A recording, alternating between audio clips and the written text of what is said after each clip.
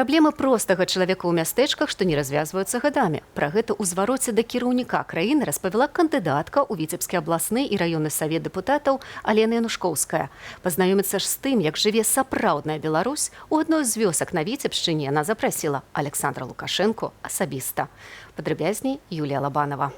Александр Григорьевич, приглашаю вас, приезжайте к нам в Зароновский сельсовет, и я вам покажу настоящую Беларусь, там, где люди живут, а не ту Беларусь, что вы показываете по телевизору. Не ту Беларусь, где перед вашим приездом моют крыши и красят траву.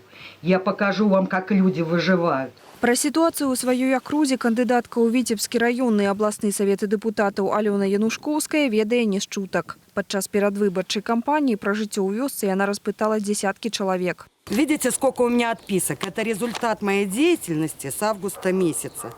Вот все за 17-й год. А представьте, сколько у меня этой растопки, вот этих вот отписок и отказов накопилось за всю мою жизнь.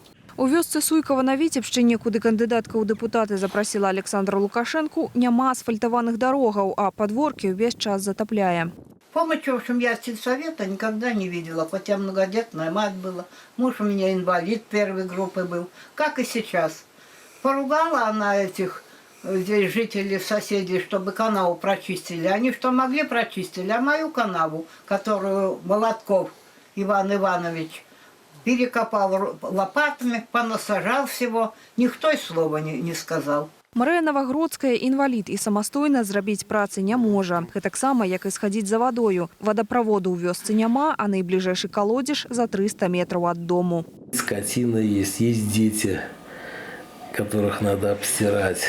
Ну, то есть примерно в день уходит воды, наверное, литров 120. Ну и так доставить ее домой, то есть в чем заключается свободное время, да, после работы? Это в том, что ты просто тупо таскаешь воду в дом.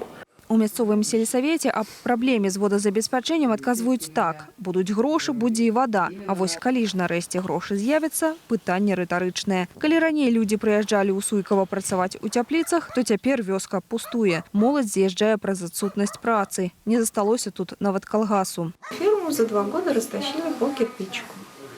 Вот. А когда